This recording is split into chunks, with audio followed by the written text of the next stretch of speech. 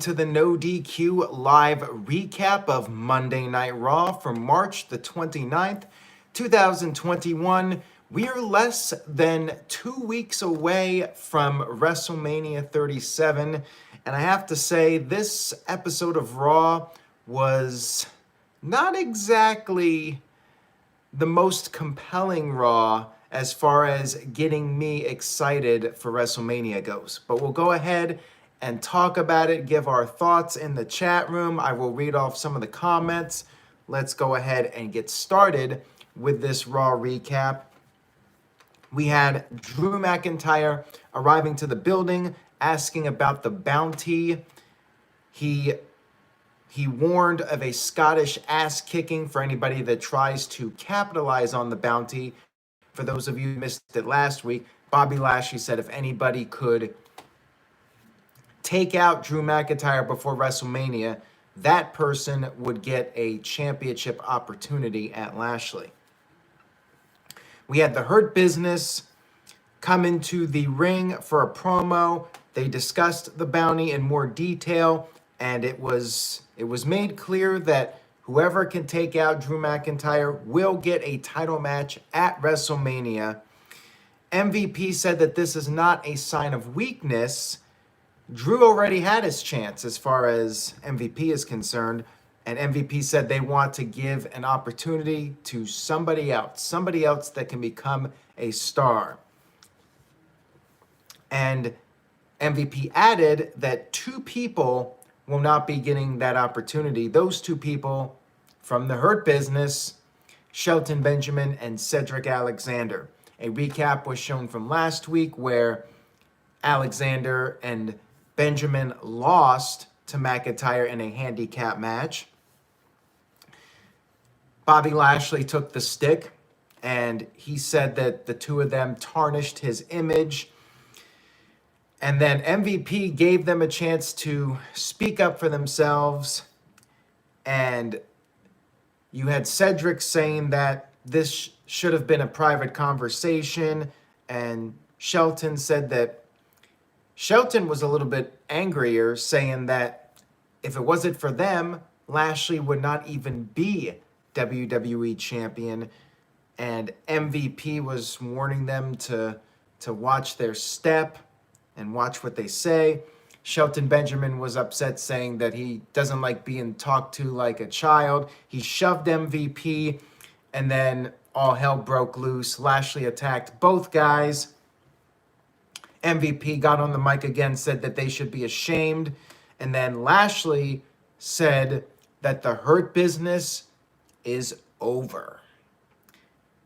And MVP said, anybody else out there, that opportunity, the bounty still stands. So gist of everything is that there's apparently no more Hurt Business. A lot of people were very upset about this. Like, it's one thing to get rid of Retribution because, well, that faction was not cutting it. But people were really high on the Hurt Business. So for them to break up the Hurt Business, for WWE to get rid of it, a lot of people are not very happy about this. I'll just say that. I'm seeing the chat room comments. Psycho Jet Black with a $2 super chat. Thank you for that. Says, are Shelton and Cedric turning babyface? Does it really matter? I think they're turning towards catering. That's the only place that they're turning at this point. And we'll talk more about the catering squad or the job squad in just a little bit here. Mr. Anderson says, no more Hurt Business, no more Retribution. Out of touch, Vince McMahon hates stables. Well, Vince was on the money with getting rid of Retribution. Hurt Business, though, I mean, people will definitely argue about that. And let's move on here. We had Sheamus and Riddle.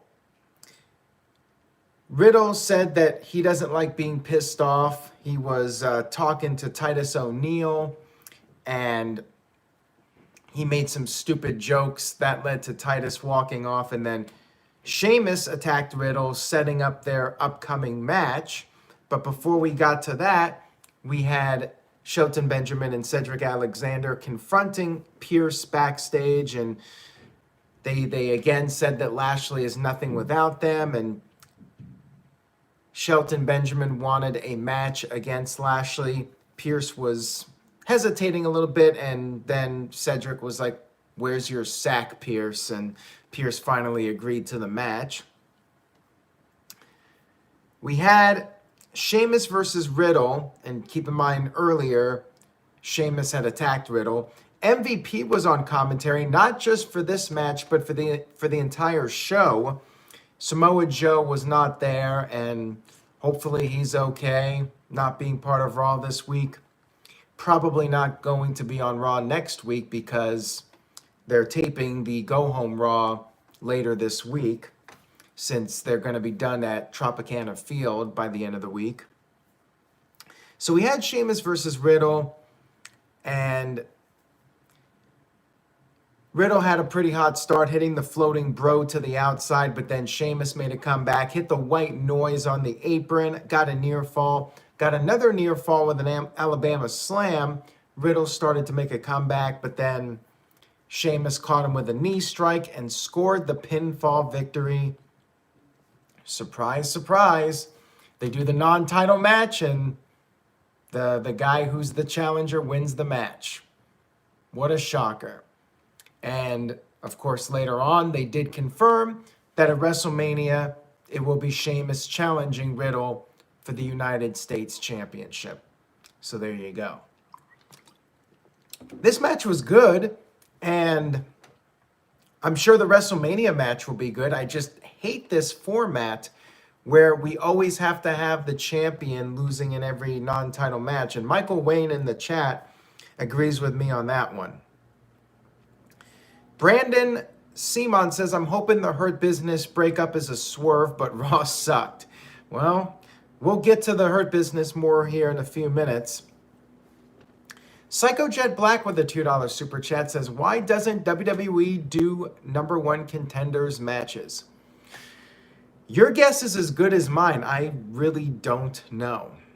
Don't know. A lot of comments in the chat room about Matt Riddle. We got more to talk about with Riddle here in a few minutes.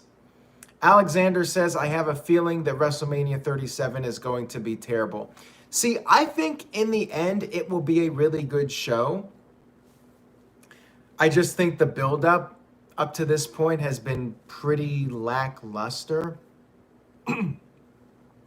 We had McIntyre meeting up with AJ Styles and Omos backstage. McIntyre was trying to see who was going to try to sneak attack him and take him out. AJ denied that they were going to do anything, saying that they have bigger plans that are more realistic. And AJ said he has to focus on his match with Xavier Woods, and he took his leave. We then had Shane McMahon in the ring with Elias and Ezekiel Jackson. OG Crushes in the chat says, lackluster? That's an understatement. Well, speaking of lackluster, here we go. So Shane McMahon was going to expose Braun Strowman. And how did he do this? Well, he showed a screenshot on the video wall, Titantron, whatever you call it now, of Braun Strowman's report card. Yes. Oh, did I say Ezekiel Jackson by accident? If I did, I meant Jackson Riker. I mean, yeah, it's very easy to forget Jackson Riker. He was part of the Forgotten Sons after all. My apologies for that screw up. Sounds like something Riddle would say. Anyways, we had Braun Strowman's report card on the screen, and they were all D's.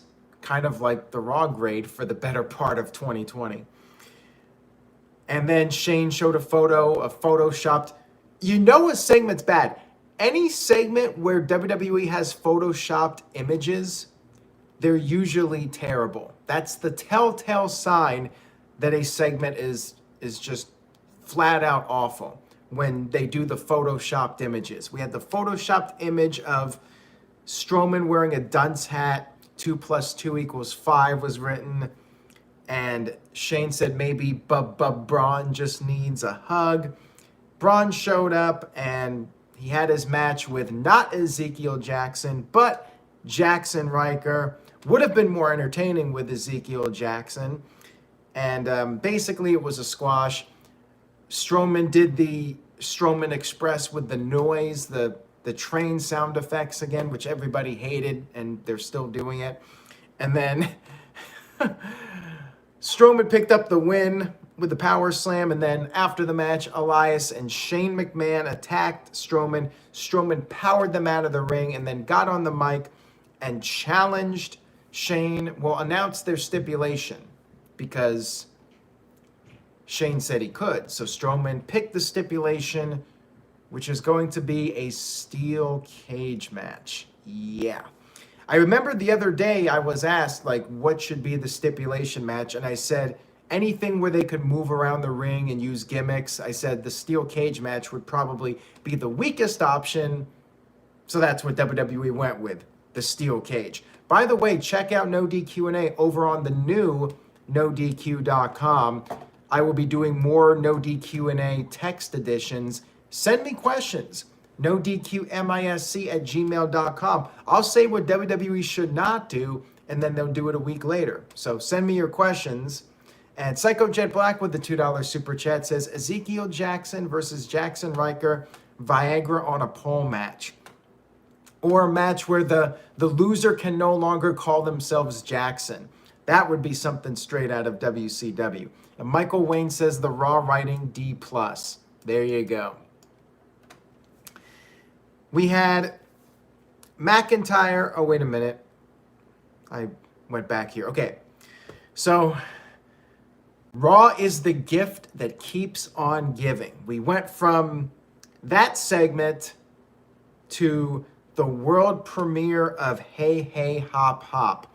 Basically, The Miz and John Morrison doing a parody of Bad Bunny. And Miz ranted for a little bit, angry about being hit with a guitar, tit for tat, but he's still mad. They showed the video, and Miz and Morrison were dancing around to the style of music that Bad Bunny makes. They were wearing white suits, and then they were in their bunny suits dancing around. What kind of reaction am I supposed to have from this? Am I supposed to be laughing? Am I supposed to be mad and I want to see Bad Bunny kick Miz's ass? Neither reaction came from me while I was watching this. I'm just like, what am I doing with my life? If this was not my job, I'd be checked out. This is awful. It's not funny. It doesn't make me want to hate The Miz. It just makes me not want to watch their match. So it has the exact opposite reaction of what they're trying to accomplish. But I'm not even sure. I would think they're trying to make people want to see Miz get beat up. But I just don't care about this match. This made me care even less about it than before. So anyways, Priest and Bad Bunny. And to answer Tic Tat Tat, WrestleMania is still not sold out. I mean, there's very limited tickets, maybe a couple of hundred. But yeah, WWE is still advertising tickets for WrestleMania. So if you're willing to risk the COVID situation, get yourself some WrestleMania tickets and head to Florida, and you can watch WWE live at Raymond James Stadium and take your bathroom break during Bad Bunny versus The Miz. Although the problem with that is everyone else will probably take the bathroom break, and then you're going to be around a lot of people and it'll be hard to social distance. So you might have to be extra cautious. You may have to take your bathroom break during a good match just so you don't get COVID. Anyways, enough of that. You'll probably be fine if you just be careful. But I remember sometimes the bathroom breaks, everybody would rush to the bathroom during a crappy match, and the lines would be huge. So yeah, it's a little concerning. Just you may want to consider, if you're going to WrestleMania, you may want to consider being very selective about your bathroom breaks and maybe go at a time where you might miss something good, but at least you won't be around too many people. Anyways, enough of that. Let's get back to Raw. I mean, that was more interesting than what happened here. Bad Bunny and Damian Priest came out, and Bad Bunny said the segment was entertaining, but he's going to make Miz his bitch at WrestleMania, and that's hardcore. And Miz wanted Bunny to fight him. Priest stood there blocking the two of them from each other, but then Priest stepped aside, and then Bad Bunny punched the Miz right in the face. Pretty good shot there, I'll give him that. And then Bunny got the poster for the parody and destroyed it. So there you go. Jose Garza says, I wish it was a tag team match instead. Well, it could still turn into a tag match. Apparently, Morrison is still recovering from an injury, so WWE wants to wait last minute if they decide to go that route of doing a tag team match rather than announce a tag match and then Morrison is not cleared and they have to change it. But yeah, cross fingers. Hopefully it is a tag match. I think it'll be a lot better as a tag match. We had a Randy Orton promo backstage to hype up his match with The Fiend. He said that nobody he's ever faced compares to The Fiend. And he knew he had to go that extra mile. He knew he had to set The Fiend on fire and watch him burn. However, while no man could survive that, The Fiend is no man. He is an abomination. And at Fastlane, it was all a trap. It was all a setup. But at WrestleMania, he will make sure that The Fiend is out of his life once and for all. Pretty solid promo here from the Viper. I liked it. We had Lashley versus Shelton Benjamin. So for those of you thinking, well, maybe this was going to be a big swerve, it was not. Shelton got beat up for a while, and Cedric Alexander tried to distract Lashley. He ran off. Lashley got back into the ring, and Shelton was able to hit pay dirt. And 1, 2, nope. Lashley kicked out of pay dirt. He got in a little bit more offense, but then Lashley made his comeback and hit the Hurt Lock, or put on the Hurt Lock, and tapped out who was somewhat game, Shelton Benjamin. Wasn't a total squash. We had New Day meeting up with AJ and Omos backstage. New Day wanted to have a game night. AJ just wanted to fight. And Xavier was like, AJ is scared. They were doing the chicken sounds. And there was a giant notepad there with all these different things written on it, including a plug for their podcast. And then we had the New Day game night. Yeah. New Day game night. So New Day said they wanted to do this to see which team is the better team. They had several games they were going to play. Best out of 3 or something. The first one was charades. New Day got their answer, and then AJ was doing the Lion King, but Omos had no idea what he was doing. So then the next category was to guess the picture. New Day got that one, and then AJ drew a sun, and Omos did not know what he was drawing. So Omos is just a big idiot, basically. And New Day got a clean sweep, which was actually the only funny line of this whole thing, the NWO reference. This was just overall terrible segment. Like, who is this catering to? A 10-year-old kid? Like, I don't know how any adult could find entertainment value out of this unless their standards are like down at the ground as far as comedy goes. Who wrote this show tonight with these segments? Like, all the comedy, in my opinion, I know some people loved the Miz parody, some people loved the New Day segment, but I thought it was all bad. I thought it was all terrible comedy. Uthman says the 10-year-old kid is Vince McMahon. Probably, like, this felt like a show written for Vince with this comedy. And you got the goofy game show music and everything. Psycho Jet Black with a $2 super chat says, do you think the New Day can draw dignity? Good one there, Psycho Jet Black. I like that. They probably could, but could the writers draw it for them? That's the question. Mr. Anderson says whoever wrote the script for Raw tonight should be fired. We had a little kid, this was a video that was sent in, a little kid doing a Hulk Hogan impression. I don't think that's going to win over the people that are not cool with Hogan being around, but okay. Brian Spencer with a $5 super chat. Thank you, Brian. He says, it's really hard to choose what was worst. New Day, Game Night, anything involving Riddle speaking, or anything involving the Miz, Morrison, and Bad Bunny. I'd probably say the worst thing was the Shane McMahon stuff. Like, to me, that was the dirt worst. The report card and the Photoshop. I hate the Photoshop segments. Anytime somebody comes out and they start Photoshopping images, like, those are always just total cringe for me. That's bottom of the barrel as far as the comedy goes. We had Xavier versus AJ Styles, kind of a little throwback to TNA. Match was good, but it was still hard for me to get that taste out of my mouth from the previous segment. Omos interfered, causing a DQ, and then Omos picked up Kofi Kingston and basically just hauled him over the barricade and dropped him, probably on a crash pad, but we didn't see it. The camera was shooting from the ground to make Omos look like new WWE Hall of Famer, the Great Khali. That's basically what Omos is now. He's like the new Khali.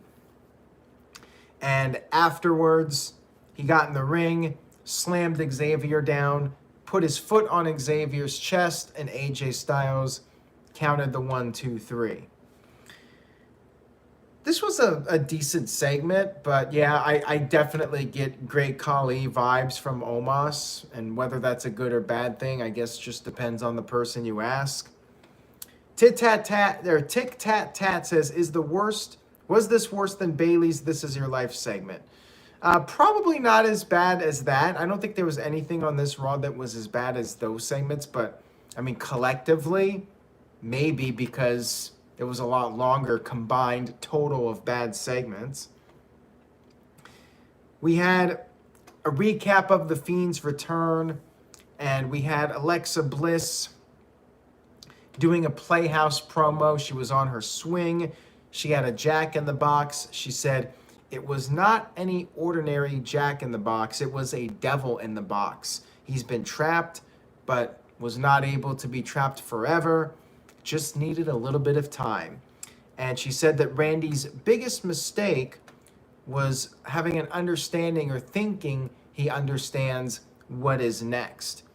And she said at WrestleMania, the legend killer dies. And then the camera panned back, and it was revealed that the Fiend was sitting there next to Alexa the whole time.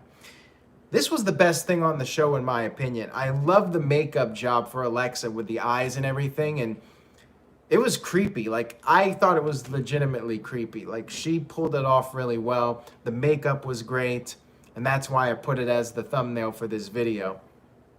Gary disagrees with me. He says Alexa Bliss is getting extremely stale with this gimmick. See, I thought this was easily the best thing on Raw. Like, I'm intrigued by this match. I'm afraid they're gonna blow it because the last WrestleMania match these guys had was a disaster in my opinion, but I'm hopeful that this one will be better and they can actually just have a really good match and maybe minimize the amount of gimmicks with like the lighting and all that stuff, and hopefully no bugs. We had Drew McIntyre going into the catering locker room or the jobber locker room, whatever you want to call it. Braun Strowman was there, still the jobber locker room. And Drew wanted to know who was stepping up, who's going to fight him. He approached Braun and said Braun should have been a 5-time WWE champion already. Braun stood up and said if Drew McIntyre wins the WWE title, he'll be the first one to step up.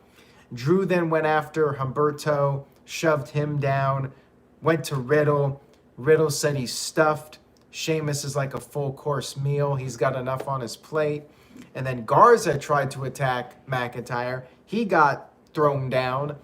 Then Gulak kind of cowered a little bit, so McIntyre hit him with a headbutt.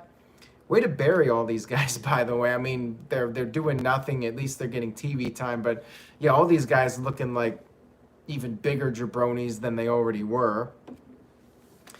And Ricochet was sitting there, and Ricochet said he'll face him man to man in the ring. So there you go, Ricochet accepting a match for later. We had Naomi versus Shayna Baszler. And Uthman Entertainment says, according to many reports, it's not Bo Dallas playing the Fiend. First of all, I'm not even sure how that became a rumor. I think we all talked about that as fantasy booking, and somehow that became an internet rumor. But yeah, I don't think that's going to be the case. But yeah, so we had Naomi versus Shayna Baszler. Mandy Rose and Dana Brooke were on commentary. Okay. Reginald did his usual interference, getting on the apron. And this was a total train wreck. Nia Jax went after Lana. Lana shoved Nia into Mandy and Dana. And when all this was going on, Shayna got distracted. Naomi rolled up Shayna and pinned her. So what are they going to do for WrestleMania? Another multi-woman match for the tag team titles? Like, I don't care. Like, what are they doing here? Like, nothing about this match got me excited for anything in the women's tag team division. Like, to me, this was just a total waste of time. Waste of TV time, filler. Probably setting up like a 3 or 4 way women's tag team title match at Mania just to get everybody on the show. And I really don't care. We had Riddle on his scooter again. I guess he fixed it after it got smashed last week. Yeah, and as Jose Garza says, that women's match will probably be on the kickoff show too. So why should you even care when you know it's not gonna mean anything in the long run? Mega Mr. 46 says that thumbnail is officially giving me nightmares. Well, that was my intention. That's why I picked it as the thumbnail. And I agree with Amazing Guy. Alexa Bliss deserves her own WrestleMania match, but hey, at least she's doing something significant. All right, so let's talk about the Riddle thing. So Riddle was talking to Asuka, asked her if they have scooters in Japan, and then he kind of just blanked out and forgot, I guess, the rest of his promo, which I suppose works for Riddle's character. But yeah, it was dumb. The whole thing, I agree with what everybody has said about Riddle. Like, he is so unlikable now. Like, WWE's doing everything possible to make people hate this guy. But he's supposed to be a babyface. Like, what the hell? The one thing that could possibly save it is if Riddle and RVD actually have a funny segment together at WrestleMania. That might get Riddle some brownie points with people. But right now, Riddle is just, it's one of those things where if we did have crowds in the arenas, they'd be turning on Riddle. I'm pretty confident that Riddle would be getting booed because these segments are just so cringy. We had our contract signing segment with Rhea Ripley versus Asuka for the Raw Women's title. And you know how I feel about contract signing segments. Letter grade down. And sometimes I'm generous. This week, I ain't going to be generous. Rhea Ripley said she's confident she's going to win the title. She signed. Asuka signed.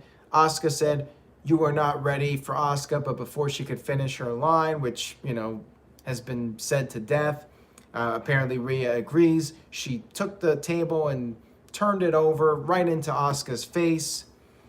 And then that's when Nia Jax and Shayna Baszler showed up.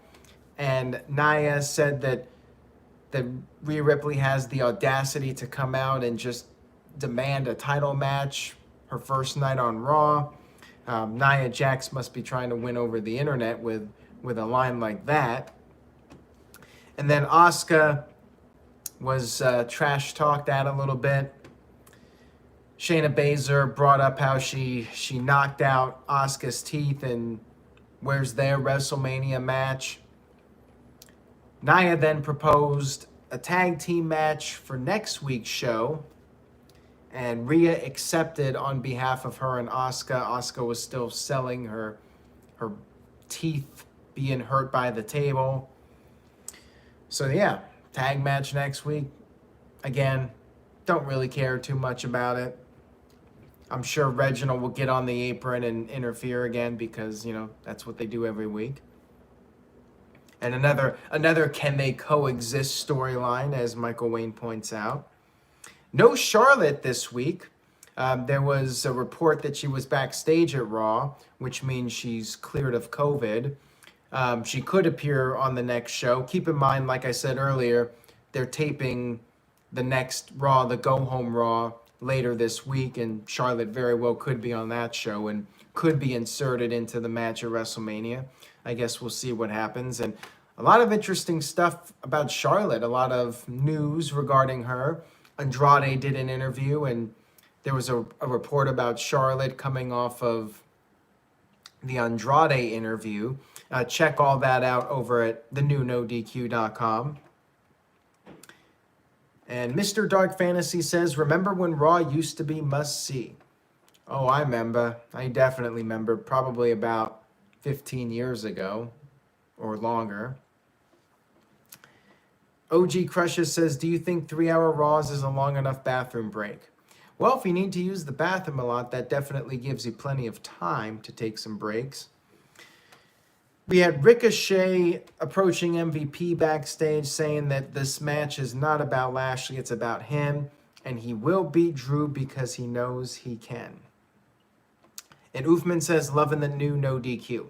Well, I'm glad you like it, Oofman, and for any of you that like the old style, head over to nodq.com/classic to get the old layout of headlines. But if you're into the new stuff, just go straight to nodq.com. And by the way, Wednesday, I will be starting the first night of 17. That's right, 17. 17 straight nights of live streaming. It's going to be nuts. If you guys are with me for this journey, it starts Wednesday. And make sure you subscribe. If you haven't already subscribed, turn on notifications so you get updates, and tell a friend. I'm going to be streaming 17 nights. I have a tweet at twitter.com/AaronRift. If you retweet that, and we hit 60,000 subscribers by the end of the 17 days, I will be giving away 3 $25 gift cards, any online retailer of your choice. 3 random people will get a $25 gift card of their choice if I hit 60,000 subscribers by the end of the 17 days. Spread the word. Subscribe if you haven't, and just get people watching and retweet. Anyways, back to Raw. We had a little recap of the Hall of Fame induction news items. RVD was announced today. Very cool that he's going in finally. Kane is going in, long overdue. And the Great Khali, it is what it is. But yeah, looks like we got all the people. There might be a Warrior Award going out. If you want to know who possibly will be getting that this year, again, head over to nodq.com. A lot of headlines on the site. A lot going on, a very busy Monday, so stay tuned to nodq.com for the very latest. We had Drew McIntyre versus Ricochet. McIntyre tossed Ricochet around for a while. Ricochet managed to get some offense. However, when he went for a pinfall attempt, McIntyre kicked out at 1. And Ricochet was running on the barricade. He drop kicked McIntyre, got him back in the ring, went for the 630, but McIntyre moved and hit the Claymore to pick up the win. And no surprise here, but hey, Ricochet got on TV. Good for him. Afterwards, Ali, who dropped his Retribution color scheme and tights and everything, he attacked McIntyre, and McIntyre got the upper hand, challenged Ali to a match. They had a match, which was fine. Drew caught Ali in midair with a Glasgow kiss, and then did his countdown, hit the Claymore, and picked up the victory over Ali. 2 straight victories for McIntyre. He called out Lashley. He was tired of this crap. He just wanted to fight. He wanted Lashley to beat him up on his own. Lashley showed up. MVP, who was on commentary, was not thrilled about this. Felt that Lashley should wait until WrestleMania. We had a confrontation as the final segment of Raw. And Lashley said he never needed anybody's help. McIntyre said that Lashley is afraid of him. Lashley attacked McIntyre. They fought for a bit. McIntyre managed to get Lashley out of the ring, but then King Corbin showed up from SmackDown. Corbin attacked McIntyre. McIntyre fought back a little bit, but then Corbin hit the deep 6. Lashley got back in the ring, put on the Hurt Lock 3 times, and stood over a fallen McIntyre to end this week's episode of WWE RAW. Mercifully, it was over. Mr. Dark Fantasy says all 17 live streams will have less length in total than WrestleMania 35. And what a hook for next week. The Go Home Raw. You're gonna have Drew McIntyre versus King Corbin. All right then. I'm sure I'll be just sitting it in my chair. Just the anticipation will be so intense. I'm not sure how I'll be able to handle myself. All right. So letter grade for Raw. It was not a very good show. I liked the Alexa Bliss promo. I thought that was really good. Some of the Lashley stuff with McIntyre was good. The Hurt Business breaking up. I mean, I'm not a fan of them splitting up right now, but I thought the angle was well done. D+. I think a D+ is fitting for this show. Few things saved it from just being a complete waste of 3 hours. But yeah, a lot more misses than hits on this show, in my opinion. Israel Diaz with a D. Muhammad with a D+. Matt and Mr. Anderson give it an F. Tyson says C-. I would rather listen to Barney than listen to Miz and Morrison sing. Game is on 100 with a D+, as does MVP Kev, giving it a D+. Nolan Wright says D. The Alexa Bliss promo was the best for me. Brian Spencer says, thank God Corbin came in at the end to save this abomination of a show. I hope you're picking up on my sarcasm because I'm laying it in pretty thick. F, by the way. And Terry Waller says T for trash. OG Crushes says F-, worst Raw in years. Well, I'm glad I wasn't the only person that thought that there were a lot of really cringy moments on this show. It was not effective as far as building up WrestleMania and getting people pumped up for it. So anyways, yeah, that was a letdown. Gary says not invested in WrestleMania at all. This is going to be unpopular, but I have no desire watching WrestleMania this year. Raw grade F+. Wow. Walter Cruz with a very generous $20 super chat. Thank you for that, Walter. I really appreciate it. He says, hey, Aaron, long time. I was hospitalized for a while with COVID. All good now. And since I've moved to the West Coast, so I should be able to watch your live streams more. I hope you and your family stay safe. Well, again, thank you, Walter, and glad you're doing better. Where on the West Coast are you at, by the way? And hopefully you'll be able to check out more. Everything's good on my end. Thank you again. And Psycho Jet Black with the $2 super chat says, Cedric, Ricochet, and Ali should become the new 3 count. I saw some people on Twitter thinking that maybe that they would all be the new Hurt Business. I hope, Walter says, I cannot pronounce the town, somewhere in California. It sounds familiar. Is it northernish California? Correct me if I'm wrong. It just doesn't sound super familiar to me, but I think it's northern part of California. People were saying that maybe maybe Ricochet would have joined the Hurt Business. At the end of the show, MVP said this is the Hurt Business, which made people think that maybe King Corbin was going to be in the Hurt Business. I'm not sure how I feel about that one. But yeah, I would have been interested if Ricochet had turned heel just to give him something to do, but didn't happen. And yeah, it is Northern California, so there you go. I think I've driven past that area. It's like right by the coast, right by the ocean, because it does sound familiar. By the redwoods, I've driven through that area, if I'm correct in what I'm thinking. Anyways, thank you guys so much for tuning in tonight. I appreciate your viewership and support. Get ready, Wednesday night, we're going to start 17 nights of live streaming. Who will join me for all 17 nights live? I'm going to see if I can keep track and see who's going to stick with me every night of the 17 nights. Who's the most loyal No DQ viewer? We're going to find out over these next 17 days who tunes in every single night.